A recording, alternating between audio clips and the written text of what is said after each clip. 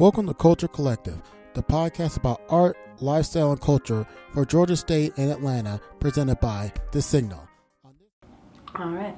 Hey guys, you're tuned in to the Culture Collective podcast for the week of September 12th. My name's Jazzy, and this week I'm reporting by myself once again because, you know, us artist types are a little bit flaky and sometimes hard to get to sit down for an interview, but that's okay. I'll just have more time to blab to you guys about everything pop culture and Atlanta.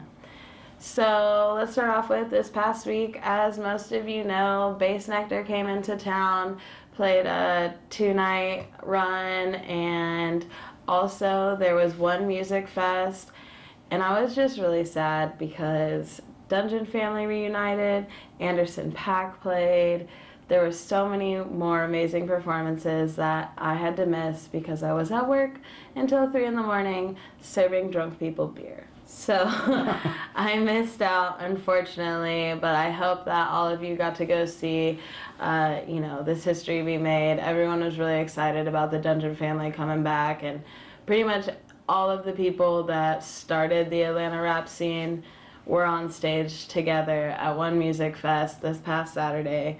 And if you got to go, I'm super jealous of you, and next year I will definitely be there.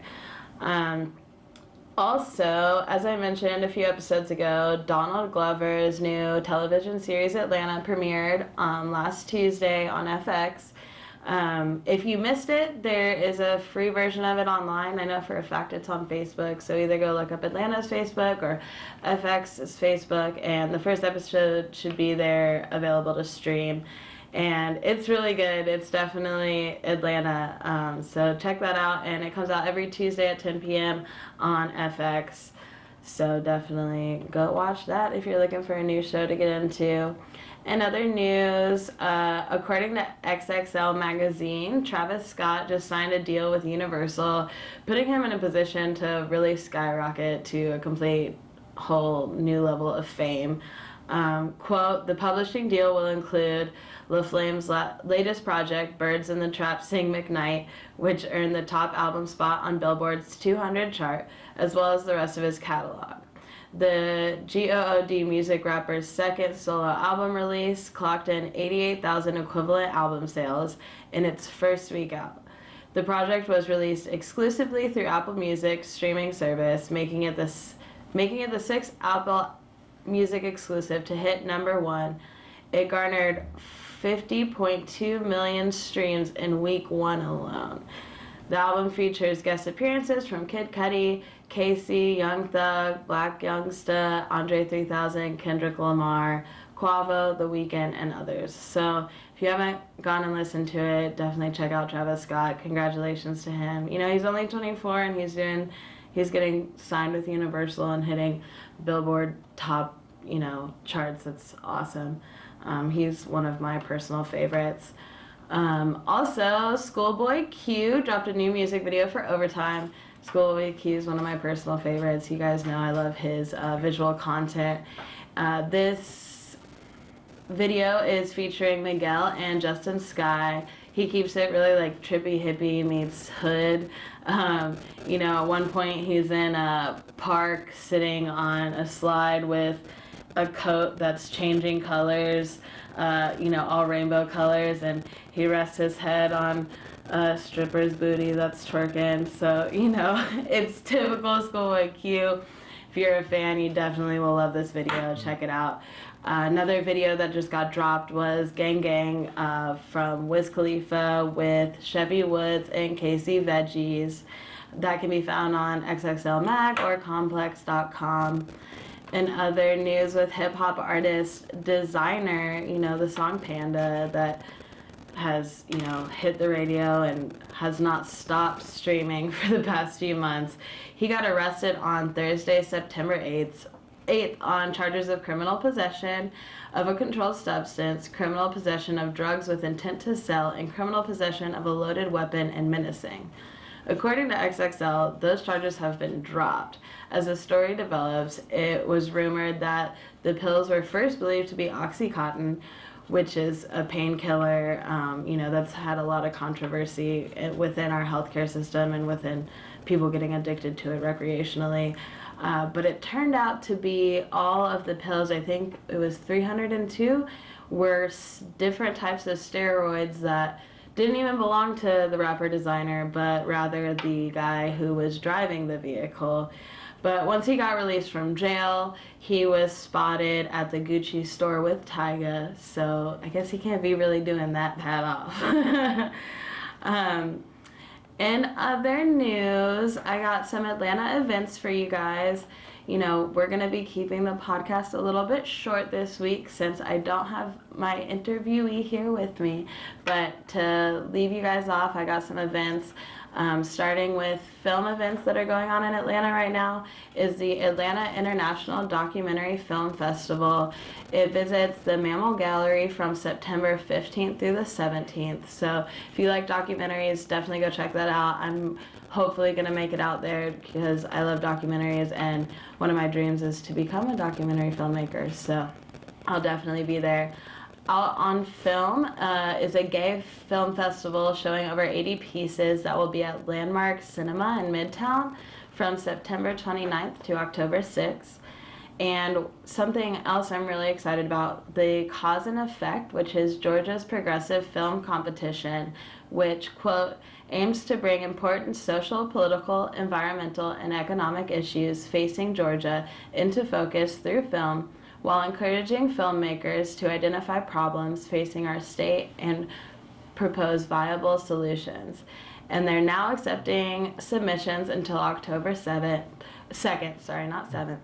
And your submission is to be between 2 and 15 minutes long. So any of you aspiring filmmakers out there, definitely go submit. I'm hopefully going to be submitting myself if I can get enough together by October 2nd to have that. In fashion events, there is something that I thought would be really cool, Creative Loafing reported on, is the Fashion and Good Taste. It's women in Atlanta from 1920 to 1969. Quote, it's displayed on the center's historic Swan House. This temporary exhibit will feature the female fashion statements from over 50 years of style in Atlanta.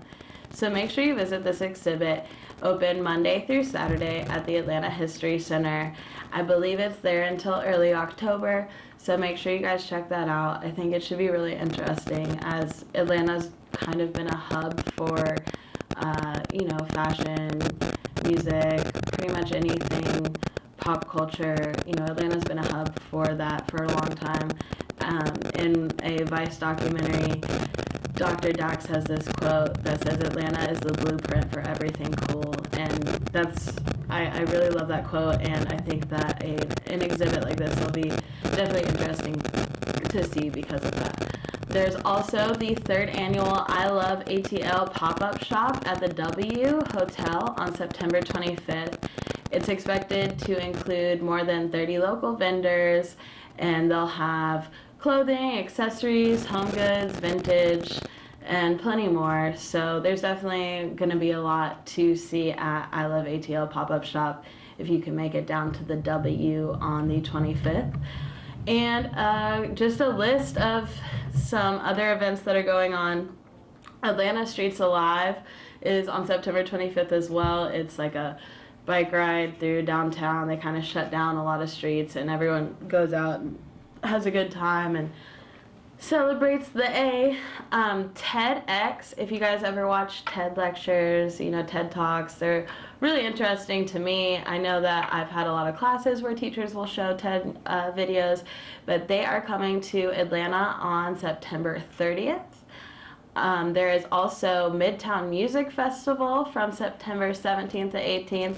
It's an Atlanta staple. If you've never been, Music Midtown is a super fun time. I've talked about it before. Definitely make sure to go to that. Creative Loafing is also holding a Best of Atlanta celebration at the Freight Depot on September 22nd. I will not be missing that. Creative Loafing is one of my favorite newspapers, and they're pretty hip to everything cool going on, so that Best of Atlanta should definitely be a good time.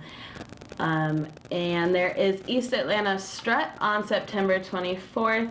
If you like to go out in East Atlanta, it's basically all of the businesses, all the bars, all the people, everyone gets out. It's festival. People are everywhere. All the streets are shut down in the village, and it's just a blast. There is also a free museum day on the 24th, and on the 24th as well, there is free park day. So if you want to go to the Chattahoochee, that would be the day to go. I'm pretty sure it's free admission into any of their educational centers or parking or whatever. So free museum day, free park day. Go online to find out more about those. They're both on September 24th. And there is also the Comedy Get Down September 30th, and it's going to be featuring 5 comedians that we all know very well: George Lopez, Eddie Griffin, Charlie Murphy, D.L. Hewley, and Cedric the Entertainer. So that's going to be absolutely hilarious. You might need to wear some Depends because you might pee yourself, and I'm gonna be crying if I go. They just have me in tears when I watch their stand-up anyways, but seeing them live, it's gonna be great. And plus, them all together, it's bound to be hilarious. They're gonna be at Phillips Arena September 30th, so make sure you get your tickets. And additionally, Atlanta loves food. We have a chicken wings festival coming up, we have a cheese festival coming up, and we have a pumpkin festival coming up this month. And also in the month of September, pretty much any suburb in Metro Atlanta is having a, Duluth Street Fair or, Roswell Street Fair. There's so many street fairs for towns outside of Atlanta this month that if you do live in the suburbs, it might be worth checking out and see what's going on in your little hometown. But other than that, that's pretty much all I have for Culture Collective this week. I know it's a little bit of a short episode, but next time we will definitely be hitting you with some really good interviews. I'm hoping to have my good friends Dosen on the show. I hope to have Caveman Fune appear soon. I hope to have, I have a friend that makes really cool theatrical masks. I hope to bring on some artists and really cool people that are, making a difference in Atlanta and that are really on their grind and doing what they love. So if you guys have any interviews that you would like to see happen on Culture Collective, contact us on Facebook, YouTube, Twitter, however it may be. But until then, I'll see you next time. Thanks for listening. You have been listening to Culture Collective, hosted by Jasmine Young, produced and edited by Ben Abrams, with music used by courtesy of Kevin MacLeod at Incompetech.com. Culture Collective is a presentation of The Signal, the independent student newspaper of Georgia State University. For more content, stories, videos, and our podcasts, you can visit our SoundCloud page as well as YouTube and our website, georgiastatesignal.com.